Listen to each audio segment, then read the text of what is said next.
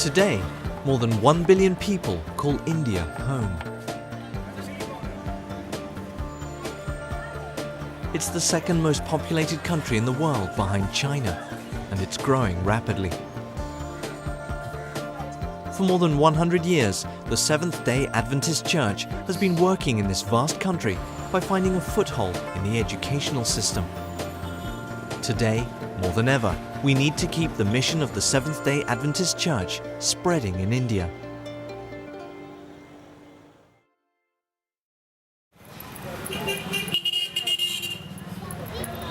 There are literally thousands of different jobs across India. Memories of the social barriers in the caste system can still be heard. Seventh-day Adventist schools across the country have worked for more than 100 years to break these barriers down.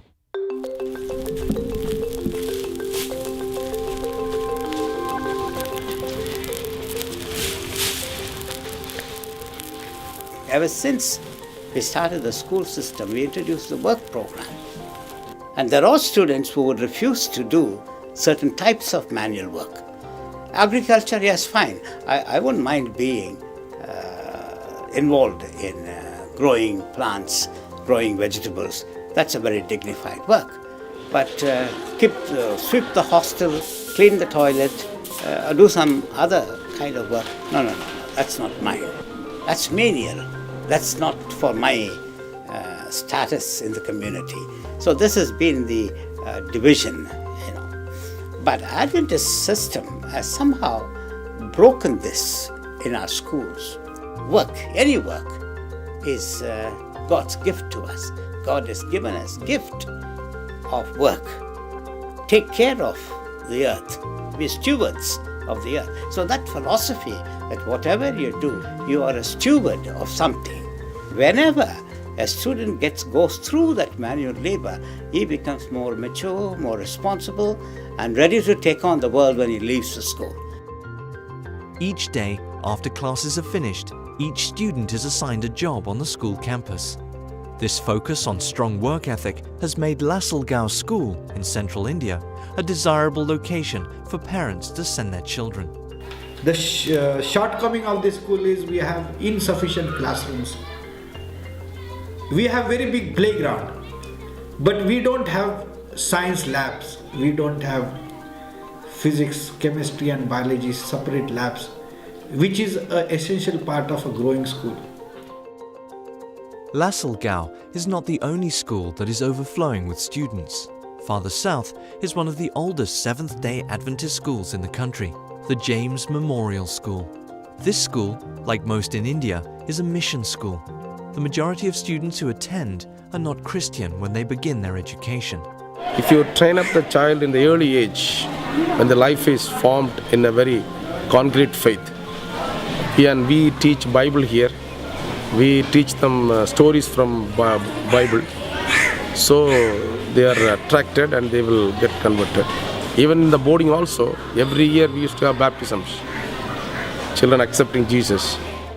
This culture of excellence is attracting families who want the very best for their children. Now the school is having more than 900 enrollment. Actually, the facilities what we have at present is to accommodate only 500 to 600 students. At present, we are having more than 300. And coming years, we may get more students. So we need classrooms. Space is not the only challenge for the school system. Most Seventh-day Adventist schools in India are affiliated with the Indian Council of Secondary Education. This accrediting body takes special care to administer tests to Adventist schools on Sunday. Currently, the Kottarakara Adventist School in the state of Kerala is accredited by the Indian government. Recently, the school was told by the government to hold a crucial test on Saturday. They get admission for colleges based on the result, and therefore it is very crucial, very determinant for their future life. One cannot think of not attempting their examination if they want to pursue their study further. Dr. John made an appointment with the Minister of Education for his district and asked that an accommodation be made for his school. so that his students could stay true to their faith and not take the exam during Sabbath hours. He said, I'm also a Christian. I would write an exam on Sabbath, or I would do anything on Saturday. I said, let's not debate on that matter, because your faith is different, my faith is different. I wouldn't do that, and my students won't do that. And therefore, please make it possible for my children to write the exam, make some alternate arrangement.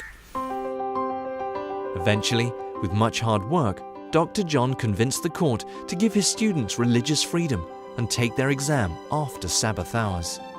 Currently, Kotarakara facilities will not pass inspection to become a member of the non-governmental council.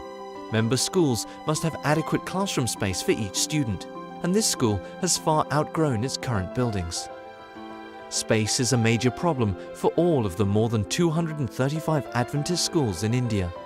Because of your financial support of the 13th Sabbath offerings, new classroom blocks will be constructed on all 3 of these school campuses.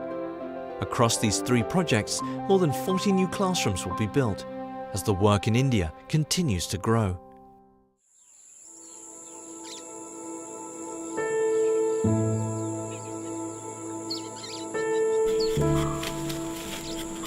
In 1978, a small outreach meeting was held below the branches of this remote rubber wood forest in central India. After the meetings, many of the new members joined together and built this mud and thatched church to meet in. I have been at the church for more than 30 years now. We have been fasting and praying that a new church would be built to hold our members. For many years, the members have been working to keep this small church from falling apart with time. These members don't have the resources to build a second, larger church to hold their growing congregation.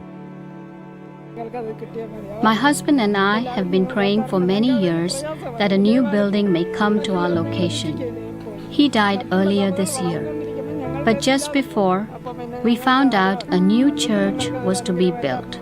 He was so happy.